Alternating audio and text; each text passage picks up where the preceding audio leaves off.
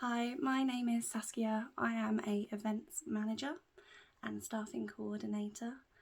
I'm here today to share a challenge I faced in my working career that impacted me strongly. I hope that my story will either help you connect with somebody in a similar situation, help yourself, or if ever happens to you, which I hope it doesn't, it will help provide some comfort. So when I was 22 years old, I started working at a company and I went in for my interview and I had to provide a PowerPoint presentation all about how I would run an event based on a case study. I spent a week solidly outside of my other job preparing, creating ideas. I was so excited because this was literally a dream job for me, coming out of horses into events, and I put so much time and effort in, and I went in and I'm happy to say I smashed it.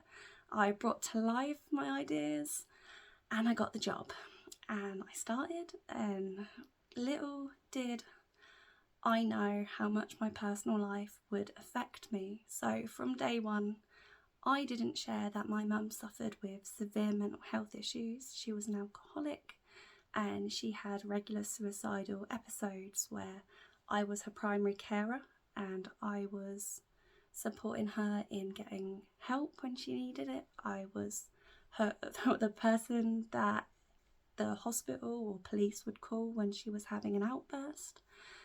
I was getting her sectioned, I was finding her in all sorts of situations, and I didn't share that. So my first point, if you can take anything from this story, is be open with the workplace so that they can support you from the start. Because if they don't know, how are they going to put the guidelines into supporting you? So throughout my first 6 months, I was doing my job, I was trying to do it to the best of my ability, but I was battling with brain fog, I was battling with anxiety. Anytime my phone went, I'd have a heart drop, more so if it was a no caller ID, as obviously that's how the police or the hospital call you. It was a battle, but I pushed on and I booked to go away in June. And on the second to last day, on June the 7th, I got a phone call from my dad offering to pick me up from the airport. Now, anyone wouldn't really think much of that, but earlier on in my holiday, I'd asked him if he could, and he was like, no, you have to find your own way. You're an adult now, parents parenting. I knew something was wrong, and I was like, what's happened? Is my dog all right? Is my horse all right? I tried to pick up any person or animal in my life that it might be, but fundamentally I knew it was mum, and it wasn't that she might have ended her life, it was that she was in hospital and I was trapped in Greece, so I needed to get back for her. It was, he didn't want to tell me, what happened. He was like, I'll tell you when I pick you up. I was like, no, you need to tell me now. I've got a flight tomorrow, I need to know. And he was like, your mum's done it, finally actually did it to completion. That's not a very nice way of putting it, but she used to try and commit suicide a lot, and we'd always find her, we'd get a phone call, somebody would be in contact, and I was in this bar in Greece and I was just sobbing, and I was meant to be coming home, and the next day I'd booked his annual leave in the UK anyway, just so I could get personal life things sorted. And I had a call from my company at the time, my manager, saying, can you cancel your last day of annual leave? I know you're in the UK, we really need you. And that pressure, that fear, I was like, I don't want to tell anybody. I haven't told her family. Who am I going to tell? So I called my friend who also worked at the company, my best friend, and she contacted the owner and said, Saskia's mum's committed suicide. She's not going to be able to come in. They were shocked. They were like, oh my god, this is out of the blue, poor Sass. And to me it wasn't a shock, it was inevitable, but an inevitable thing that I never wanted to come to light. I knew that she wouldn't be here forever because she didn't want to be, but I didn't expect her to actually be gone, especially when I'm on holiday. And we did have a little argument before I left, but nothing big, but it all played a part in her mental illness. So I ended up having 2 weeks off, and then I got signed off by the doctor.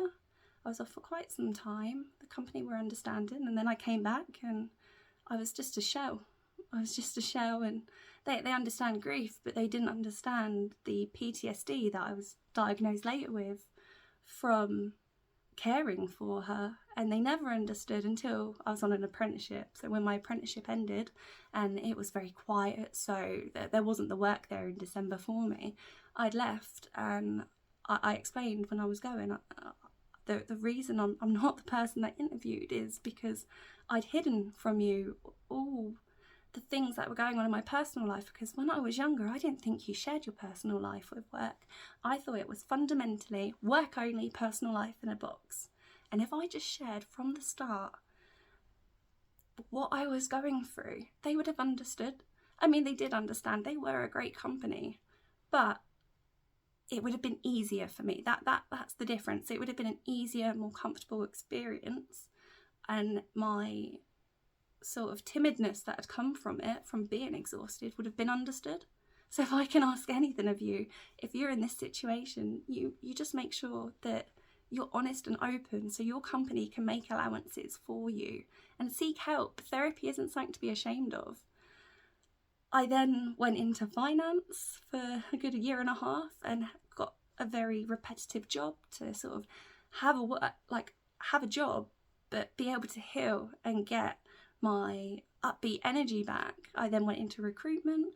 I went back into events, and sort of seen people since that have been like, wow, like, you're so outgoing and happy. And I'm like, this is who I always was. I just wasn't open about it, and I'm sorry, because being honest at least gives people an understanding of how to support you. So if you have gone through anything similar as me and lost somebody, just make sure that you put yourself first and let people know where you're at in your life.